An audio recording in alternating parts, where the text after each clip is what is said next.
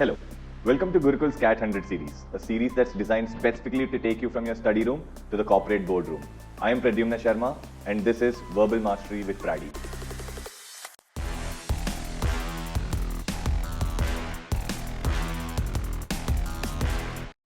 Hello everyone, welcome back to day 78 of our 100 days to CAT test series. Now, in case you want to take up this passage as a test, all you've got to do is go on to www.thegurukul.org.in and sign up for the 100 days to CAT test series course. If you want to continue along with this video, then this is your first paragraph. Pause the video here, read this paragraph, and then we're going to go into the second paragraph. This is your second paragraph. Pause the video here, read this paragraph, and then we're going to go into the questions. This is question number 1. Pause the video here, read this question and answer it, and then we're going to go into the second question. Now this question number 2, pause the video here, read this question, answer it, and then we're going to go into the third question. This is your question number 3, pause the video here, read this question and answer it, and then we're going to go into the fourth question. This is your fourth and last question of the passage. Pause the video here, read this question and answer it, and then we're going to go into the passage and question explanations. So the first part of the passage says, the term epistemic is derived from ancient Greek word episteme, meaning knowledge. Knowledge, and especially seeking and giving knowledge, is essential to being human, as essential as breathing and loving. So the one idea that I get from here is that sharing or seeking and giving knowledge, okay, I'll just say it as seeking and giving knowledge is extremely important. Important to what? Important to being human. Right, okay. As profoundly social creatures, humans are givers of knowledge, but according to the philosopher Miranda Ficker, in a groundbreaking book, Epistemic Injustice, epistemic harm prevents, denies, and rejects that. So, what does epistemic harm do? Epistemic harm rejects us seeking and giving knowledge. Okay, epistemic harm rejects this part. Alright? So, if our ability to give knowledge is rejected, then so is our humanness and our dignity. To be harmed epistemically is to be humiliated and degraded as a human being. It's to be treated as someone, but it's to be treated not as someone, but as something. So what if people are not giving you the chance to give out knowledge or to seek knowledge, they are not even treating you as human beings, they're treating you as something, not even someone. People don't need to listen to things or regard them with respect or credibility, as philosopher Pamela Ann Bungeling put in 2022. Suppose, for an example, that we deny someone the right to be heard or the right to explain their position on an important issue based on a prejudice that we have regarding that social group that person belongs to. By denying them that right, we'd have in effect denied them as well of an essential part of their own humanity. So, causing epistemic harm denies people of the humanness. Okay, that is one thing that I understand. And why does this happen? This happens because of prejudice, according to PAB, the philosopher PAB, Pamela Ann Bungeling. Okay. After all other things being equal, human beings possess rationality and autonomy, and these characteristics are constitutive of what it means to be a human being. Thus, an injustice of this kind cuts deeply, since it affects the very core of what it means to be a human being. So again, same ideas being repeated. So the main ideas that I get from here are these. Now let's go into the second paragraph. A victim of epistemic harm is not regarded as a rational human being, but as an infant or an animal or a piece of furniture. Again, the same idea that's been coming. A great injustice of the United States legal system is that it will allow Miss Miller to be compensated for her financial, physical, and emotional harm, but not her epistemic harm. Think about that. Miss Miller suffered serious epistemic harm and yet cannot be compensated for it, even though all or almost all of the other harms flowed from her original epistemic harm. So now what we understand that, okay, maybe there's some woman called as Miss Miller, okay, and she had not been compensated for the epistemic harm, or because there's no legal provision for her to be compensated for the epistemic harm, but she's being compensated for the financial harm, emotional harm, all the other types of harm. Now the author argues that these all harms, the financial, physical, emotional harms, all came as a consequence of the epistemic harm. It all started with the epistemic harm. Her attempt to give knowledge was rejected and ignored for 10 hours. Imagine how frustrated and scared she must have felt. Hours of pleading and yet being ignored by Dr. Smith as one unworthy of care or credibility. So Miss Miller, when she was trying to tell the doctor what was wrong with her, probably she was ignored for a long time by Dr. Smith, almost treating her as unworthy of care or not having any credibility. At some point, Miss Miller may have started to doubt herself and her objectivity and reasoning. She might have thought, maybe I'm not in pain after all, he's the expert, or maybe I'm just being irrational or emotional. If Miss Miller did not suffer epistemic harm, she would likely not have suffered the other harms. That means what? Had Dr. Smith let Miss Miller tell him what has actually happened or how much pain she's really in, and had he actually listened to that, maybe she wouldn't have suffered this physical emotional harm later on.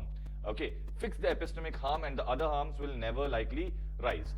If she is to be made whole, she needs to have a legal remedy for epistemic harm. So what does the author advocate? The author says that epistemic harm also must be legally compensable. Right, this is the core idea that the author is trying to bring out. How prevalent is serious epistemic harm resulting from bigotry? Again, bigotry means prejudice, racial prejudice, or any prejudice of sorts. Okay, bias, if I might say. We don't know precisely, but two recent empirical studies, empirical means observational. So, two recent empirical studies show that black patients are more likely than white patients to suffer epistemic harm. Mary Catherine Beach and co-authors have found that physicians discredited black patients' assertions more frequently than white patients concerning their pain level. So, when black patients told that they're in pain, the doctors would not agree with that. They would not consider it seriously as compared to when a white patient had told them that.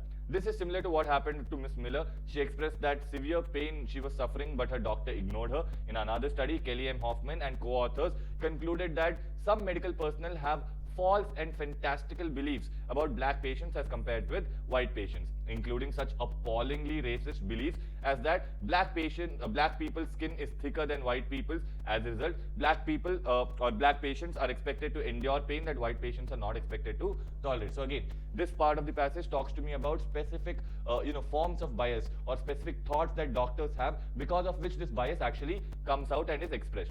Dr. Smith might have assumed that as a black patient, Miss Miller was just tougher and she could endure more pain. So the author is trying to give us a reason why Dr. Smith might have thought that Miss Miller is not in enough pain. Why he would have ignored her pleas for checking her properly. Why he would have not given her the courtesy of taking her assertions into account. Now that we've understood the passage, let's get into the question explanations. First question says, which of the following serves as a foundational premise in the passage's argument about epistemic harm? So the two key points that I need to note in the question are the foundational premise. That means what's the main thing, the main fact that's being brought out about epistemic harm. Black patients receive lower medical care than white patients in most hospitals. First thing, lower quality we do not know. Yes, they are not being heard of, that we understand, but lower quality we cannot say. So A will not be my answer. B, the ability to give knowledge is an essential component of human dignity and identity. Yes, this directly relates to epistemic harm, and this is a fact that I cannot alienate about epistemic harm. So this could be one of my answers. C, Miss Miller's case resulted in significant financial compensation from the legal system. Again, we do not know how much financial compensation she got, but it is not for epistemic harm, so definitely not going to be relevant to my answer. D, Dr. Smith deliberately ignored Miss Miller's complaints due to personal prejudice. Agreed. Maybe this is what has happened. In a way, yes, Dr. Smith thinks that black patients are tougher, so maybe it is prejudice. But this is not the foundational premise. This is not a fact that I'm taking about epistemic harm in general. This is a case-based fact. So at best, this will be a partial scope choice. So this will not be my correct answer. The best possible answer for me now becomes B. Let's go to the second question. The second question says, which one of the following, if true, would most strengthen the passage's argument that epistemic harm should be legally compensable? So, which one of these, if true, can I say for sure that yes, you should compensate me legally for epistemic harm? Studies show that emotional distress often stems from feelings unheard or dismissed. Yes, if I can show that your emotional harm, if I can show that your emotional harm is a direct causation of the epistemic harm, then yes, if you are giving me legal compensation for this, you'd rather give me legal compensation for this directly, right? So A proves to be a good answer for me. Now B, there are nations which have legal frameworks that recognize epistemic harm as compensable. Yes, this also makes sense, but the only problem over here in this option is that just because there are certain nations which recognize or which have legal frameworks doesn't mean that it should be applicable in my country as well. Okay, there could be different factors in my country as compared to the other countries which are doing this. So this A is a better option than B. So B will not be my answer. C. Financial compensation for physical injuries has increased significantly in recent years. Very good. Good for all of us. But that still does not tell me why I should be giving legally compensable benefits for epistemic harm. So will not be C. D. Ms. Miller's physical symptoms were objectively verifiable through medical diagnosis and testing. Great. Yes, I can understand that you can check whether Ms. Miller's symptoms are accurate or not, but that still does not take away the fact that she did not feel epistemic harm, right? It still means that, yes, you were not allowed to tell how you are feeling, and that's still a harm, right? But this does not directly give me any grounds for me giving legally compensation or legal compensation for the epistemic harm done. So definitely not going to be D. So the best possible answer for us becomes A. Now let's go to the third question. Which of the following, if true, would most weaken the argument that Ms. Miller's epistemic harm caused her other harms? That means what? Okay, when can I say that epistemic harm, Ms. Miller's epistemic harm did not cause her other harms? Okay. A. Dr. Smith had successfully treated hundreds of patients with similar symptoms previously. Okay, he has done it for 100 other people, but maybe for this woman he did not do it. So this is not weakening the statement that, you know, her epistemic harm caused other harms. B. Ms. Miller's condition would have progressed to the same severity regardless of when treatment began. So whether she told us and I started the treatment earlier, or whether she did not tell me, the other problems would still be the same. Now, if everything else would be the same, then how is it fair for me to say that, okay, just because I caused her epistemic harm, everything else has come from that? So B sufficiently weakens the author's assertion that epistemic harm had, or Ms. Miller's epistemic harm had caused her other harms. C. Most medical malpractice cases involve some element of patient complaints being initially dismissed. Fair enough, I agree, but still this is not specific to what Ms. Miller is talking about, right? This is in general what happens. So out of scope for me. D. Patients who feel heard by doctors report higher satisfaction even when outcomes are poor. Now again, it's not about feedback, it's not about satisfaction, it is about how epistemic harm is causing all other harms. That is not sufficiently brought out to weaken in this particular option. So D will not be my best option. The best possible option now becomes B. Let's go to the last question of this passage. Based on the passage, the author would most likely agree with which of the following statements? A. So which of these statements supports the author's ideas in the passage? That's the whole point of this question. So A. Cases of medical negligence fundamentally involve epistemic harms to patients. Now this is too broad. We cannot say that, you know, cases of medical negligence always fundamentally, that means definitely have these epistemic harm to patients, because that's too broad. The author might not completely agree with this. Okay. B.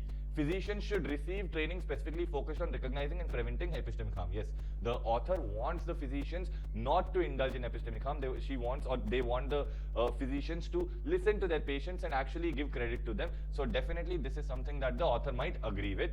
C. Emotional distress compensation adequately addresses the harm caused by being dismissed or ignored. Now again, emotional distress compensation is not, you know, addressing the harm that's being caused by epistem.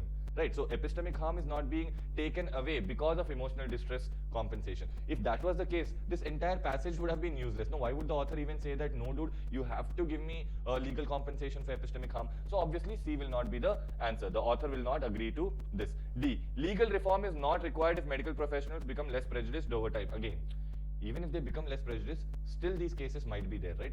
Fine, now there are 100, that time there will be 10, but still those cases will be there, right? Which means that a legal reform needs to be there. A legally compensable epistemic harm provision should be there in the law, right? So this is not something that the author would agree with.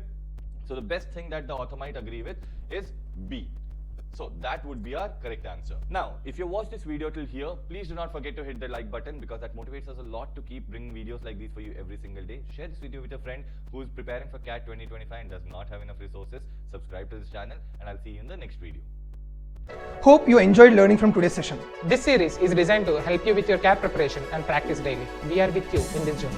To watch the next video, click here. And to watch Gurukul's CAT 100 series, study room to boardroom, the entire playlist, click here. If you learned from today's session, like, share, and subscribe.